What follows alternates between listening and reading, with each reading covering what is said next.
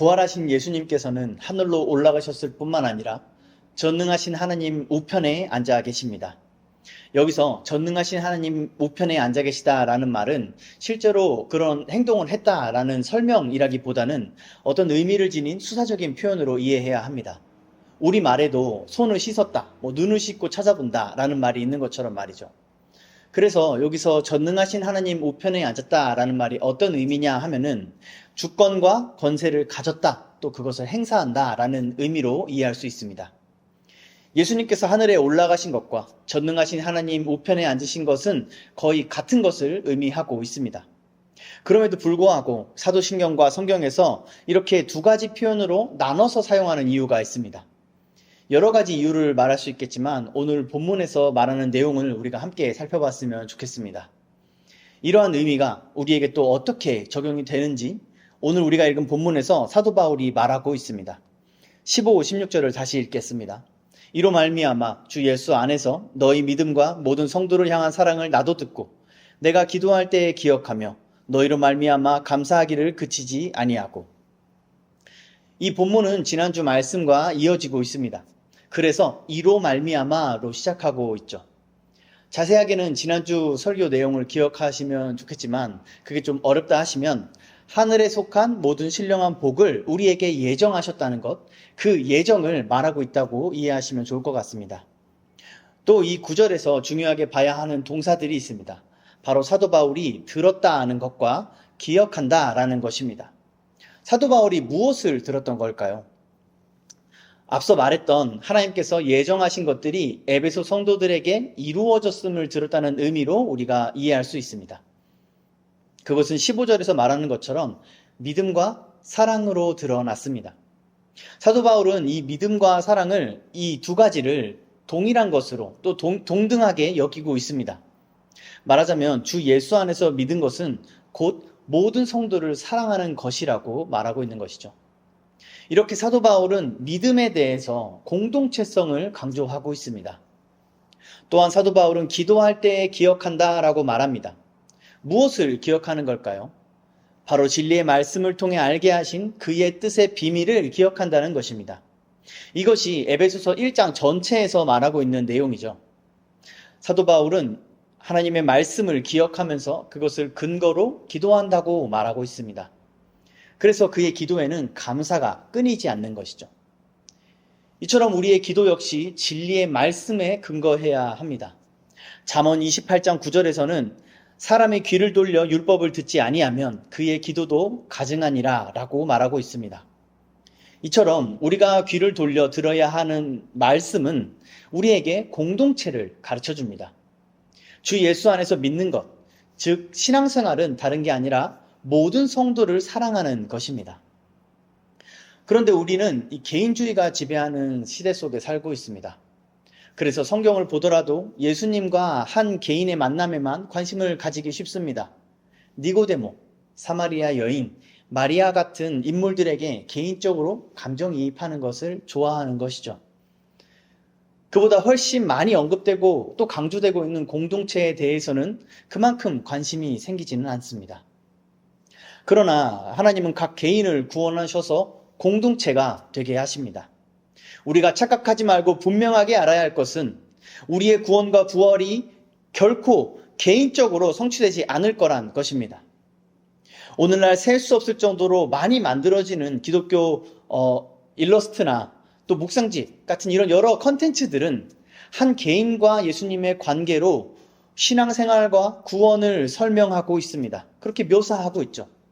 그러면서 잘못된 신학을 전하고 있는 것입니다.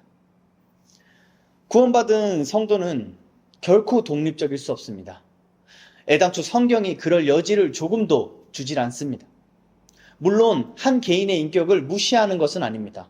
오히려 성경은 그 한 개인의 인격이 공동체 안에서만 진정으로 온전해진다고 말하고 있는 것이죠. 이 원리는 이미 과학적으로도 증명된 사실입니다. 사람이 공동체 안에서 온전한 개인이 될 수 있다는 것은 세상 사람들도 이미 다 알고 있는 진리이죠. 그러나 제가 이렇게 담대하게 주장하는 근거는 따로 있습니다. 구원은 전적인 삼위 하나님의 작품입니다. 이 하나님은 각자가 완전하신 위격으로 한 분이신 하나님이십니다. 우리의 구원과 부활과 영원한 생명은 바로 이런 하나님의 신비에 참여하는 것입니다.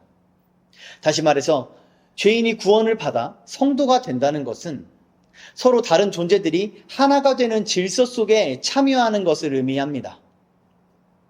따라서 공동체를 벗어난 공동체와 별개인 신앙이란 것은 기독교에 있을 수 없습니다. 그러므로 여러분께 이렇게 권면합니다. 개인적으로 하는 기도와 말씀 묵상에서 교회를 분리하거나 교회와 별개라고 생각해서 또 그렇게 적용하지 마십시오. 교회 안에서 우리의 믿음의 열매를 맺어야 합니다. 교회적이지 않은 신앙생활은 말 그대로 몸에 붙어있지 않은 지체처럼 썩어버리게 마련입니다. 나무에 붙어있지 않은 가지처럼 반드시 마르게 되어 있습니다. 오늘날 어느 공동체에도 속하지 않는 플러팅 성도라는 표현이 있고 또 교회에 참여하지 않는 가난한 성도라는 표현이 있습니다. 실제로 그런 사람들이 많이 존재한다는 것이죠. 하지만 그렇게 신앙생활 하면서 조금도 불편하거나 힘들지 않다면 그 사람은 성도라 불릴 자격이 없습니다. 제가 지금 너무 심하게 말하는 걸까요? 아닙니다. 우리가 흔하게 사용하는 이 성도라는 표현은 아무에게나 쓸 수 없는 고결한 칭호입니다. 그러므로 우리는 성경이 인정하지 않는 것을 함부로 인정하는 죄를 범하지 않아야 할 것입니다. 주 예수 안에서 믿는 것은 모든 성도를 사랑하는 것입니다. 신앙생활은 공동체적인 것입니다. 교회적인 것입니다. 모이기를 힘쓰는 것은 그야말로 개인주의 시대가 지배하는 이 시대 속에서 그리스도인만이 낼 수 있는 고결하고 거룩한 빛입니다. 여기서 말하는 교회는 엄밀한 의미에서 거룩한 공교회를 의미합니다. 어떤 지역교회가 아니라 그리스도 안에서 성도들의 모임을 의미하는 것이죠. 그러나 우리는 너무 쉽게 개인주의의 이기침에 빠지는 우리의 연약함 또한 인정해야 합니다. 그래서 지역교회 안에 머무는 것이 슬기롭고 현명한 것이죠. 맞습니다. 함께하는 것은 불편합니다. 그러나 그 불편함 속에 삼위 하나님이 계십니다. 많은 사람들이 좋아하는 시편 23편의 푸른 풀밭과 쉴만한 물가는 다른 게 아니라 그리스도 안을 의미합니다. 그래서 예수님께서도 내가 너희를 쉬게 하리라 라고 말씀하시지 내게로 오면 내가 너희를 쉴만한 물가로 인도하리라 라고 말씀하시지 않으십니다. 그러면서 예수님은 멍에를 메라 라고 말씀하십니다. 그것이 쉬는 거라고 말이죠. 멍에를 메는 게 쉬는 거라고 말씀하십니다. 불편한 게 편한 거라고 말씀하십니다. 이 복음의 역설은 성경 전체에서 발견됩니다. 그러나 미련한 사람들은 이 역설을 이해하지 못합니다. 그래서 자연스럽게 받아들이기 불편하고 어려운 것들을 제외시켜버리죠. 그렇게 불편함이 없는 이상한 신앙생활을 하고 있는 겁니다. 그러나 오늘 본문에 비추어 볼 때 그것은 주 예수 안에서 믿는 믿음은 아닙니다. 주 예수님은 불편함 속에 계십니다. 그래서 우리를 교회라는 불편한 공동체 속에 두십니다. 우리는 오직 여기에서만, 이 교회에서만 참된 하나님을 만날 수 있습니다. 여기에 더해서 중요한 것은 바로 진리의 말씀을 기억한다는 것입니다. 사도 바울은 여러 공동체와 교제하면서 기쁠 때나 괴로울 때나 진리의 말씀을 기억했습니다. 교회를 책망할 때나 교회를 위해 기도할 때나 진리의 말씀, 하나님의 약속들을 기억했습니다. 그러므로 우리 또한 무엇을 하든지 진리의 말씀을 기억해야 할 줄 믿습니다. 다시 말해서 우리의 모든 말과 행동이 진리의 말씀의 통제를 받아야 합니다. 초대교회가 세상과 결탁하면서 사람의 선한 뜻과 좋은 의도가 기독교 신앙에 섞여 들어왔습니다. 그러면서 시작된 것이 천년의 중세 암흑기였죠. 그 깊은 어둠을 뚫고 나온 종교 개혁자들이 외친 것이 바로 오직 성경이었습니다. 하나님의 말씀의 모든 만물에 대한 진리가 담겨 있음을 믿는 것이 개혁주의이고 개신교입니다. 우리가 지난 몇 주 동안 살펴본 것처럼 만물이 그리스도의 발 아래 있음을 믿기 때문이죠. 그래서 개혁주의의 예배는 그 순서와 방법까지도 성경에 근거합니다. 예배 시간에 행하는 모든 말과 행동이 진리의 말씀의 통제를 받고자 하는 것이죠. 삶의 예배에서도 동일한 원리가 적용됩니다. 일상의 모든 말과 행동에서 성경적인 근거를 가지려고 노력하는 사람들이 바로 그리스도인입니다. 그런데 오늘날 우리는 과거의 실수를 반복하고 있는 것 같습니다. 사람의 선한 뜻과 좋은 의도가 예배의 순서와 방식에서 성경보다 중요한 근거로 작용합니다. 하나님께서 직접 제정하신 예배의 불편한 방식이 아니라 예배자들을 배려한 환경과 프로그램들로 예배가 구성되고 교회가 채워집니다. 그러면서 뭐라고 말합니까? 우리가 편하고 즐겁고 행복하게 예배하니까 하나님도 부모된 마음으로 즐거워하실 것이다 라고 말하진 않습니까? 어쨌든 우리가 진심으로 하나님을 예배하니까 하나님도 기쁘게 이 예배를 받아주실 거다라고 하진 않습니까? 소름 끼치게도 이런 모습이 정확히 중세시대와 닮았다는 것을 혹시 아십니까? 인간의 편의가 하나님의 말씀을 앞설 수 있습니까? 사람의 지혜가 하나님의 지혜보다 더 지혜로울 수 있습니까? 사람의 선한 뜻이 하나님의 선한 뜻보다 더 선할 수 있습니까? 그런데 왜 우리는 하나님께서 정하신 예배의 방식을 버리고 인간의 지혜로 고안한 방식으로 예배하려 합니까? 거룩하신 하나님께 좋은 것이 어떻게 죄된 본성을 지닌 인간들에게 다 좋을 수 있습니까? 그런데 어떻게 우리는 우리가 좋게 여기는 것을 하나님도 당연히 좋게 여기실 거라고 생각합니까? 그리스도의 복음은 멍에를 매는 쉴만한 물가입니다. 변함없는 이 진리의 말씀에 기록된 이 말씀에서 무엇을 더하거나 빼는 사람에게 하나님의 저주가 임할 것입니다. 하나님의 말씀입니다. 그러므로 사랑하는 성도 여러분, 진리의 말씀을 가까이 하십시오. 저는 우리 모두가 하나님의 저주가 아니라 하늘에 속한 신령한 복을 받기를 원합니다. 영원한 형벌이 아니라 영원한 생명을 받기를 원합니다. 그러기 위해선 우리는 진리의 말씀대로 살아야 합니다. 우리가 할 수 있는 모든 말과 행동에서 진리의 말씀을 기억해야 합니다. 할 수 있는 모든 방법을 동원해서 진리의 말씀을 공부하고 연구하십시오. 여기에 우리의 목숨이 달려있다는 사실을 믿으십시오. 그래야 자기중심적인 인생 속에서 우리는 이 말씀을 붙잡을 수 있습니다. 말씀이 아니고서는 손가락 하나도 함부로 움직일 수 없다는 사실을 우리가 진정으로 믿어야 우리는 이 말씀을 목숨과 같이 붙잡을 수 있습니다. 우리가 이렇게 진리의 말씀을 진실로 믿고 그 말씀의 통제를 받으며 살아갈 때 우리의 삶에서는 감사가 끊이지 않을 것입니다. 이것이 성경이 가르쳐주는 감사의 비결입니다. 감사하는 삶을 살기 위해서 감사의 길을 쓰는 것도 좋지만 우리는 성경이 가르쳐주는 방법대로 그렇게 행하는 것이 훨씬 유익합니다. 그것이 무엇입니까? 진리의 말씀을 가까이 하는 것입니다. 우리의 삶의 모든 말과 행동에 진리의 말씀을 기억하는 것입니다. 감사는 억지로 하는 것이 아니라 은혜 받은 사람들에게서 자동적으로 나타나는 반응입니다. 감사하며 살자라는 말은 세상 사람들도 할 수 있습니다. 그것은 사람의 의지로 할 수 있는 자기중심적인 감사이기 때문입니다. 그러나 성경이 말하는 감사는 감사하기를 그칠 수 없다, 멈출 수 없다라고 말하게 됩니다. 사람의 의지를 뛰어넘는 진리의 말씀의 능력이 우리로 감사하게 만들기 때문입니다. 교회 안에서 신앙생활을 하는 것은 얼핏 생각해보면 불평과 불만만 가득한 것 같게 느껴집니다.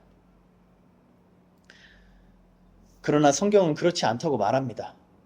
그러면 우리는 이 성경의 말씀을 믿어야 하지 않겠습니까? 우리의 판단이 아니라요. 우리의 경험이 아니라 성경이 말씀하시는 것을 우리의 생각과 우리의 의지와 우리의 감정과 우리의 마음의 근거로 삼아야 하지 않겠습니까? 우리가 이 말씀을 믿지 않기 때문에 교회 생활을 하면서 감사할 거리가 없는 것 아닐까요? 우리의 일상생활에서도 감사하지 못하는 많은 상황들이 어쩌면 그 상황이 문제가 아니라 우리의 믿음의 문제는 아닐까요? 사랑하는 성도 여러분, 우리도 말씀을 따라 감사하며 살 수 있습니다. 사도 바울은 에베소 성도들이 그렇게 살기를 원하고 있습니다. 그래서 그가 이어서 기도하는 내용들이 우리에게도 대단히 중요합니다. 본문의 문법 구조상 17절에서 그 밑에 구절들은 16절에서 말하는 기도의 그 내용에 해당합니다. 그리고 17, 18, 19절을 보시면 사도 바울이 알게 하시기를 기도하고 있다는 걸 발견할 수 있습니다. 먼저 17절에서 하나님을 알게 하시고 라고 말하고 있습니다. 여기서 말하는 지혜와 계시의 영은 성령 하나님을 말합니다. 사도 바울은 무엇보다 먼저 성령을 주시기를 구하고 있는 것이죠. 왜냐하면 우리가 하나님과 하나님에 관한 것을 아는 능력은 성령님의 역사이기 때문입니다. 여기서 한 가지 짚고 넘어갈 것은 지혜와 계시의 영은 하나님을 아는 목적으로 우리에게 주어진다는 것입니다. 17절을 직역하면 아예 이 영을 뭐라고 말하면요, 그에 대해 아는 지혜와 계시의 영이라고 부르고 있습니다. 그런데 우리는 흔히 이 표현을 세속적으로 사용하는 오류를 범합니다. 이를테면 공부를 잘하는 지혜를 구할 때나 사업과 투자를 잘하는 지혜 같은 걸 구할 때 우리는 지혜와 계시의 영을 달라고 기도하는 것이죠. 이런 기도는 하나님의 말씀에 맞지 않는 기도입니다. 그냥 우리가 원하는 것을 구하면서 하나님의 말씀을 이용하는 것이죠. 그리고 성경은 우리의 정욕을 따라 구하는 것은 받지 못한다고 말하고 있습니다. 그러면 하나님에 대해 아는 지혜와 계시의 영은 우리에게 무엇을 해줍니까? 18절입니다. 너희의 마음의 눈을 밝히사 그의 부르심의 소망이 무엇이며 성도 안에서 그 기업의 영광의 풍성함이 무엇이며. 먼저 우리의 마음의 눈을 밝혀주십니다. 그런데 여기서 말하는 이 마음의 눈이 무엇일까요? 여기서 마음으로 번역된 단어는 생각, 의지, 감정, 양심 등으로도 해석될 수 있습니다.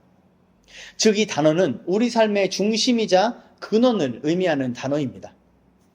그런데 모태에서부터 죄인으로 태어나는 인간은 그 죄로 인해서 이 마음이 앞을 볼 수가 없습니다.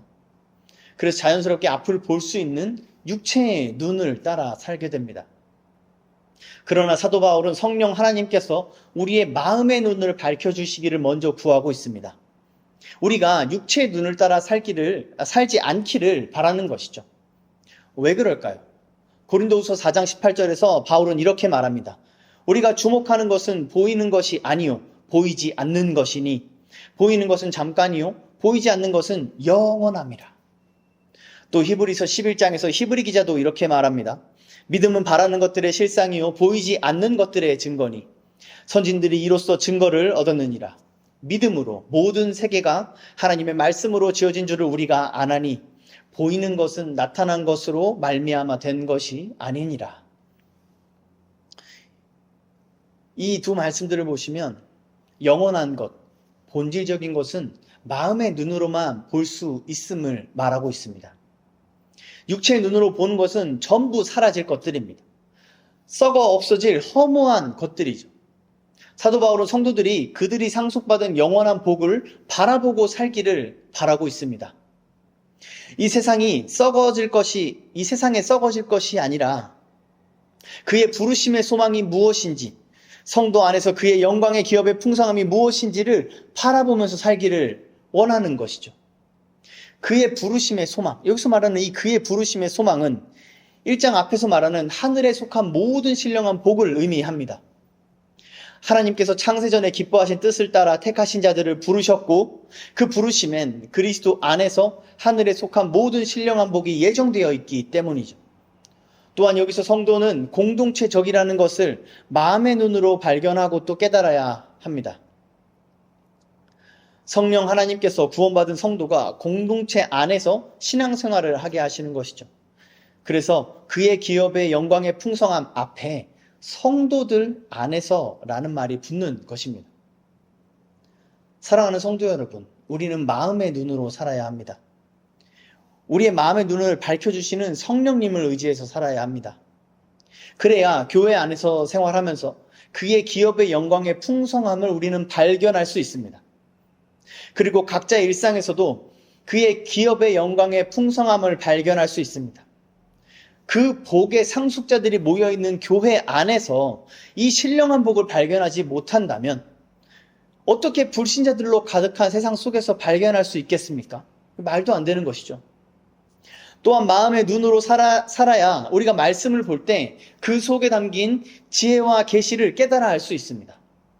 그래서 삶의 모든 말과 행동에서 그 진리의 말씀을 기억할 수 있는 것입니다. 사람은 본래 영원한 것, 본질적인 것을 추구하며 살도록 창조되었습니다. 왜 신화가 생겨나고 왜 철학이 생겨나는 것일까요? 영원함이라는 이 형이상학적인 개념은 도대체 어디에서 생겨난 것일까요? 어째서 과학이 진보하는 것처럼 보이지만 실상은 물음표들이 더 많아져 가는 것일까요? 역사상 모든 지혜로운 사람들은 하나같이 영원하고 본질적인 무언가가 있다라는 사실을 가정할 수밖에 없었습니다. 그리고 각자의 지혜와 능력과 방법으로 그것을 알게 되기를 간절히 원했습니다. 모든 철학과 예술과 문명과 과학이 궁극적으로 추구하는 것, 성령 하나님께서 우리에게 알려주시는 것이 바로 그런 것입니다. 물론 성령께서 알려주시는 것은 사람이 지혜로 추론한 것을 아득히 뛰어넘지만요. 그런 것을 말씀을 통해서 알려주시겠다는데 원하지 않고 그 말씀을 가까이 하지 않는 것은 얼마나 미련한 일인지 아십니까? 성경은 이런 말씀으로 그 미련한 자들을 책망합니다. 누가복음 11장입니다. 심판때에 남방 여왕이 일어나 이 세대 사람을 정죄하리니 이는 그가 솔로몬의 지혜로운 말을 들으려고 땅끝에서 왔음이거니와 솔로몬보다 더 큰 이가 여기 있으니 심판때에 니느의 사람들이 일어나 이 세대 사람을 정죄하리니 이는 그들이 요나의 전도를 듣고 회개하였음이거니와 요나보다 더 큰 이가 여기 있느니라. 지혜와 계시의 영을 받으신 성도 여러분, 그 영이 우리의 마음의 눈을 밝혀서 알려주시는 것은 온 인류가 원하고 천사들도 알기를 흠모하는 것입니다. 바로 우리 구주 예수 그리스도의 복음입니다.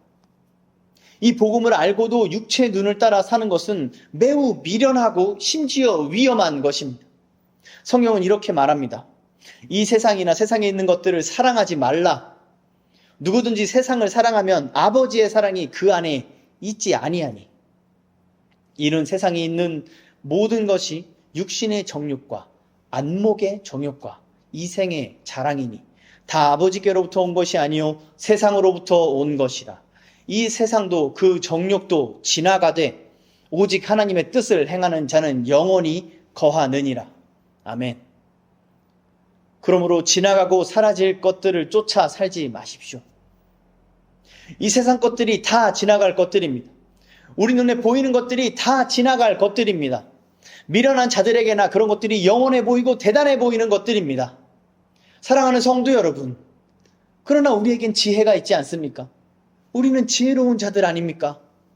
지혜와 계시의 영이 우리와 함께 하고 있지 않습니까? 그렇다면 날마다 그 영이 우리의 마음의 눈을 밝혀주시기를 구해야 하지 않겠습니까? 그래서 이 지나갈 것들이 아니라 영원한 것들을 바라보며 살아야 하지 않겠습니까? 성경이 두렵고 떨림으로 구원을 이루라 라고 말하는 이유는 우리가 눈에 보이는 것을 쫓아 살기가 너무 쉽기 때문입니다. 성령님은 우리를 겸손하게 하셔서 우리가 이렇게 연약한 존재라는 것을 인정하고 회개하게 해주십니다. 그리고 진리의 말씀을 가까이 하여 우리가 받은 풍성한 은혜와 넘치는 복을 알고 깨닫고 믿고 누리고 살게 해주십니다. 사도 바울도 이러한 사실을 알았습니다. 그리고 기억하면서 기도했습니다. 그렇다면 우리 또한 이러한 사실을 알고 기억하며 기도해야 하지 않겠습니까? 먼저 부르심의 소망, 곧 성경에 약속된 모든 복들을 알게 해달라고 간구하십시오. 그렇게 기도하면서 또한 성경을 자신의 유일하고 고귀한 소망으로 삼으십시오. 자신에게 성경에 적혀있는 약속의 말씀 외에 아무 소망이 없는 목숨이라는 것을 우리가 인정하고 깨닫게 해달라고 기도하십시오. 그리고 성도들 안에서, 교회 안에서 받는 그의 기업의 영광의 풍성함을 누리게 해달라고 기도하십시오. 우리의 마음의 눈이 밝혀져야 우리는 진정으로 마음의 평안을 누릴 수 있습니다. 그리고 오직 교회 안에서만 우리의 마음은 참된 풍요를 누릴 수 있습니다. 혹시 아직 하나님을 잘 모르시겠다 하시는 분이 계십니까? 이러한 복음의 내용이 낯설게 느껴지시는 분들이 계십니까? 지혜와 계시의 영은 하나님과 하나님에 관한 모든 것을 알게 하시는 능력이십니다. 하나님께서 구하는 자에게 이 영을 주실 것입니다. 주님은 이렇게 약속합니다. 너희가 악할지라도 좋은 것을 자식에게 줄 줄 알거든 하물며 너희 하늘 아버지께서 구하는 자에게 성령을 주시지 않겠느냐. 이 말씀을 믿음으로 붙잡고 하나님께 구하십시오. 하나님께서 구하는 자에게 성령을 주실 줄로 믿습니다. 또한 이 성령을 받아서 신앙생활을 해오신 성도님들께 이렇게 권면합니다. 여러분은 이 성령 하나님의 소중함을 느끼고 계십니까? 자기 자신을 성령께서 일하시지 않으면 매우 위험한 상태로 평가하고 계십니까? 자신의 힘으로 살려고 하는 행동들이 얼마나 생명을 위협하는 위험한 행동인지를 인지하고 계십니까? 사랑하는 성도 여러분, 우리는 이러한 사실들을 매우 심각하게 여겨야 합니다. 우리가 교회를 다니면서 알게 된 내용들, 또 내가 알고 있다고 생각하는 내용들을 점검해야만 합니다. 사도 바울이 위대한 복음을 찬양하다가 성도들을 위해 기도하는 것이 바로 아는 것입니다. 이걸 아는 게 뭐가 어렵다고 이렇게 기도까지 하는 걸까요? 그냥 성경 몇 회독하고 성경 공부나 제자반하고 교리 공부나 또 좋은 설교를 많이 듣거나 그것도 모자라는 것 같으면 여러 좋은 교회 기독교 세미나나 집회에 참석하면 알게 되는 것들 아닐까요? 그렇지 않습니다. 우리는 모릅니다. 배운 것을 까먹고 그 지식이 필요한 순간에 망각해버리고 욕구를 따라, 감정을 따라, 충동을 따라 살아갑니다. 사랑하는 성도 여러분, 성경은 우리가 하나님을 몰라서 망한다고 여러 차례 경고하고 있습니다. 그러니 성경을 거슬러 스스로 안다고 착각하지 마십시오. 그것은 자살 행위입니다. 여러분은 모릅니다. 저도 모릅니다. 영원한 것도 모르고 본질적인 것도 모릅니다. 하나님도 모르고 하나님에 관한 것도 우리는 알지 못합니다. 만일 누구든지 무엇을 아는 줄로 생각하면 마땅히 알 것을 알지 못하는 것이요. 그런즉 선줄로 생각하는 자는 넘어질까 조심하라. 내가 말하기를 이 무리는 비천하고 어리석은 것뿐이라. 여호와의 길, 자기 하나님의 법을 알지 못하니 그런데 그들은 여호와의 길, 자기 하나님의 법을 안다 하였더니 그러므로 수풀에서 나오는 사자가 그들을 죽이며 사막의 이리가 그들을 멸하며 표범이 성읍들을 엿본즉 그 이리로 나오는 자마다 찢기리니 이는 그들의 허물이 많고 반역이 심함이니이다. 그들의 행위가 그들로 자기 하나님에게 돌아가지 못하게 하나니 이는 음란한 마음이 그 속에 있어 여호와를 알지 못하는 까닭이라. 이것들이 성경이 우리에 관해 진술하는 내용들입니다. 이 외에도 무수히 많습니다. 그러니 우리는 겸손하게 이 말씀에 아멘 합시다. 그리고 지혜와 계시의 영으로 우리의 마음의 눈을 밝혀주시기를 힘써 구합시다.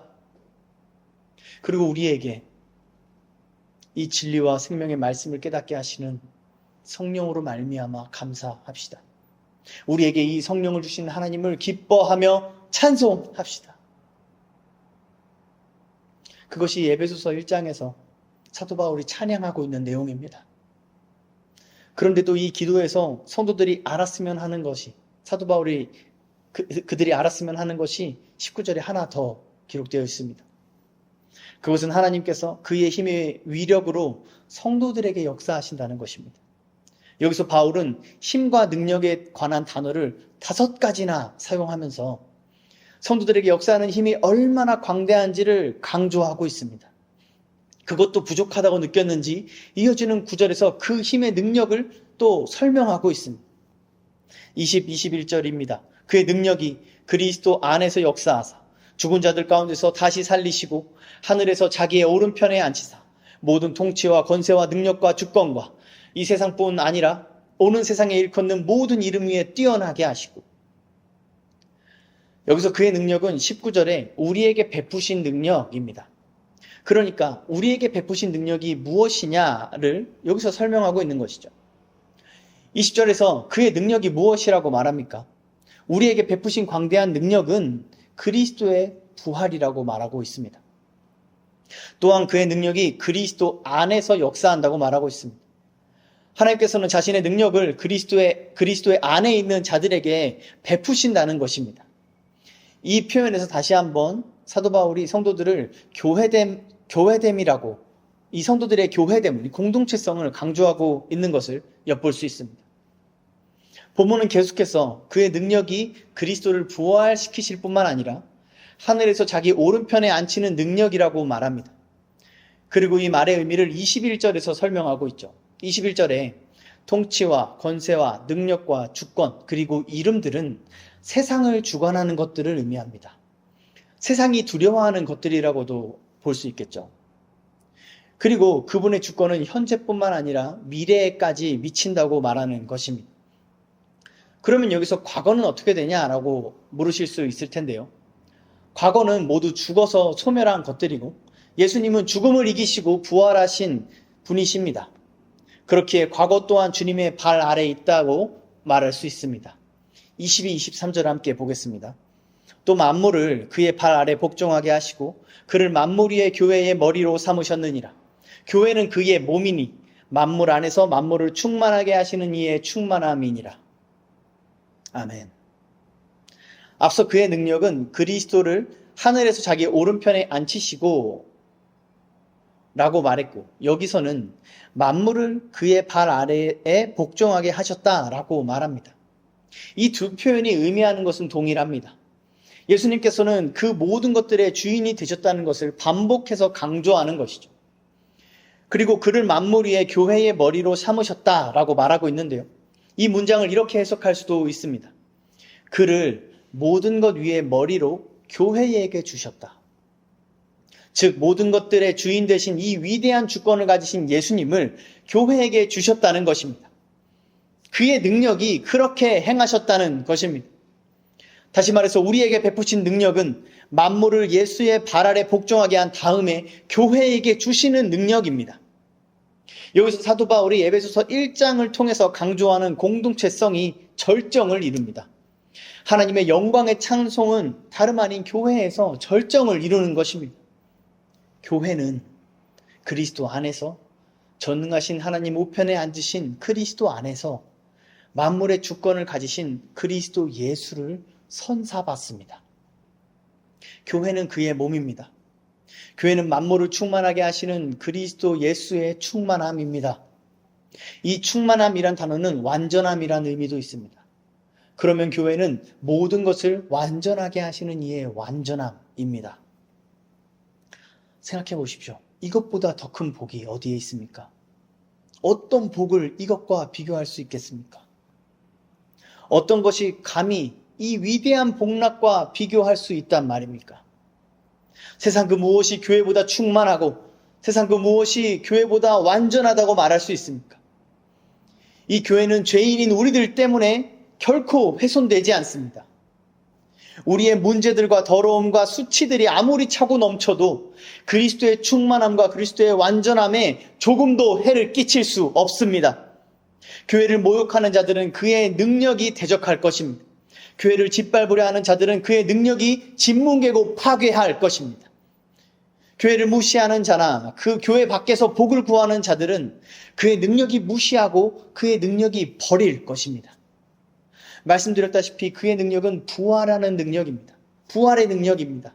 만물을 주관하는 능력입니다. 충만함의 능력이고 완전함의 능력입니다. 그러므로 사랑하는 성도 여러분, 그의 능력을 받은 이 교회 밖에는 아무런 소망이 없습니다. 전능하신 하나님께서는 그의 능력과 영광을 교회에게 주셨습니다. 그리스도의 사역은 그의 몸된 교회로 충만해지고 완전해집니다. 창세전에 택하신 만물의 상속, 영광의 찬송, 죽은 자의 부활, 삼위 하나님의 아름다움과 사랑과 은혜의 그 풍성함은 바로 그리스도의 몸된 교회에서 절정을 이루는 것입니다. 그러므로 삼위 하나님을 사랑하고 존귀하게 여기는 사람은 교회를 사랑하고 존귀하게 여깁니다. 성경은 하나님을 사랑한다고 말하면서 교회를 사랑하지 않는 사람을 거짓말하는 자라고 정죄합니다. 그러면서 보는 바 그 형제를 사랑하지 아니하는 자는 보지 못하는 바 하나님을 사랑할 수 없느니라 라고 말합니다. 그런데 오늘날 많은 신자들이 이 두 개를 별개로 여기는 것 같습니다. 교회를 다니고 소그룹 모임에 참석하고 여러 섬김과 봉사에 참여하는 것은 자기가 하나님을 믿고 사랑하는 것에 부과되는 어떤 선택사항처럼 여기는 것 같습니다. 피곤하거나 부담스럽거나 불편하면 안 해도 되는 것처럼 말이죠. 물론 교회 안에는 수많은 상황들이 있습니다. 그것들을 우리는 말씀의 근거에서 지혜롭게 분별해야겠죠. 그러나 그에 앞서서 모든 성도들을 하나님을 사랑하는 것과 교회를 사랑하는 것이 하나라는 신앙 고백을 분명하게 가지고 있어야 합니다. 왜냐하면 성경이 이것을 별개로 여기지 않기 때문입니다. 요한복음 13장입니다. 새 계명을 너희에게 주노니 서로 사랑하라. 내가 너희를 사랑한 것 같이 너희도 서로 사랑하라. 너희가 서로 사랑하면 이로써 모든 사람이 너희가 내 제자인 줄 알리라. 요한복음 15장입니다. 내 계명은 곧 내가 너희를 사랑한 것 같이 너희도 서로 사랑하라 하는 이것이니라. 베드로전서 1장입니다. 너희가 진실로 순종함으로 너희의 영혼을 깨끗하게 하여 거짓이 없이 형제를 사랑하기에 이르렀으니 마음으로 뜨겁게 서로 사랑하라. 요한일서 4장. 사랑하는 자들아 하나님이 이같이 우리를 사랑하셨은즉 우리도 서로 사랑하는 것이 마땅하도다. 어느 때나 하나님을 본 사람은 없으되 만일 우리가 서로 사랑하면 하나님이 우리 안에 거하시고 그의 사랑이 우리 안에 온전히 이루어지느니라. 아멘. 그러므로 사랑하는 성도 여러분, 교회 안에 거하십시오. 교회를 사랑하십시오. 변명하지 말고 핑계하지 말고 합리하지 마십시오. 분명 어떤 분들은 교회 안에서 정말 끔찍한 상처를 당하셨을 수 있습니다. 그런 일들에 대해서 저 또한 한 명의 목회자로서 깊은 슬픔과 책임을 느낍니다. 그러나 조심스럽게 이렇게 묻고 싶습니다. 당신의 상처를 그리스도의 상처보다 우선하고 계시진 않습니까? 당신의 감정이나 자존심을 그리스도의 복음보다 중요하게 여기고 계신 건 아닙니까? 교회 안에 있는 온갖 죄악과 온갖 문제들은 우리가 교회를 사랑하지 못할 이유가 되지 않습니다. 왜냐하면 그 모든 죄악을 이미 속량하신 그리스도 예수께서 교회의 머리가 되시기 때문입니다. 그러므로 어떤 문제 때문에, 어떤 죄악 때문에 나는 교회를 사랑할 수 없다라고 말하는 것은 그리스도의 속량이 충분하지 못해서 나는 그리스도를 사랑할 수 없다라고 말하는 것입니다. 이 두 개가 어떻게 같을 수 있냐라고 반박하는 것은 아무 소용이 없습니다. 왜냐하면 성경이 그렇게 말하고 있기 때문입니다. 또한 우리는 어떤 사람의 머리는 사랑하지만 몸은 사랑하지 않는다라고 말할 수 없기 때문입니다. 그러므로 다시 한번 여러분들께 이렇게 권면합니다. 교회를 사랑하십시오. 교회를 사랑하십시오. 이것을 위해 예수님께서 죽으셨습니다. 부활하셨습니다. 하늘에 올라가셨습니다. 그리고 하나님 보좌 우편에 앉아 계십니다. 이 그리스도를 믿고 사랑하고 이 그리스도 안에 거하는 것은 교회를 사랑하고 그의 몸된 교회 안에 거하는 것과 다르지 않습니다. 그리스도의 충만함과 완전함은 교회 안에서만 경험할 수 있습니다. 성도에게 베푸시는 하나님의 능력은 교회 안에서만 경험할 수 있습니다. 성령 하나님께서는 성도들을 교회되게 하십니다. 온갖 불편함과 아픔과 고통에도 불구하고 교회가 되게 하는 능력이 되어 주십니다. 성령이 없이도 교회에 부지런히 참석할 수는 있지만 성령을 받은 사람이라면 교회에 나가지 않겠다는 것은 불가능한 일입니다. 사도 바울은 이것을 알게 되기를 기도한다고 말합니다. 여러분들도 이것을 알게 되기를 기도하십시오. 그리스도인은 하나님께서 창세전에 자신을 택하심을 믿습니다. 하나님께서 택하신 자들을 그리스도를 통하여 부르심을 믿습니다. 그리고 그리스도께서 다시 오셔서 그 부르신 자들의 구원을 완성하심을 믿습니다. 이 믿음이 그리스도인들을 교회되게 하는 것입니다. 그리스도 안에 있다는 가시적인 표현이 바로 교회 안에 있는 것이기 때문입니다. 우리가 바로 이런 그리스도인인 줄 믿습니다. 교회를 위해 기도하십시오. 개인의 기도를 하기에 앞서서 교회를 위해 먼저 기도하시고 개인보다 교회를 먼저 생각하십시오. 여러분의 신앙생활을 교회 안에서 하십시오. 왜냐하면 여러분이 그토록 개인적으로 사랑한다고 고백했던 그 예수께서 바로 이 교회의 머리이시기 때문입니다. 그리스도인은 하늘로 올라가신 그리스도 안에 있습니다. 그래서 하늘에 속한 모든 신령한 복을 누리면서 이 땅을 삽니다. 그것은 이 땅에서 교회로 사는 것을 의미합니다. 하늘로 올라가신 그리스도는 하나님 우편에 앉아 계십니다. 그리고 교회는 그 그리스도를 머리로 선사받았습니다.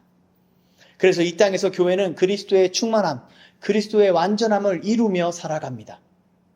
이 그리스도는 만물을 그의 발 아래에 두고 계십니다. 이 말이 무슨 의미인지 아십니까? 발은 몸의 가장 아래 부분이죠.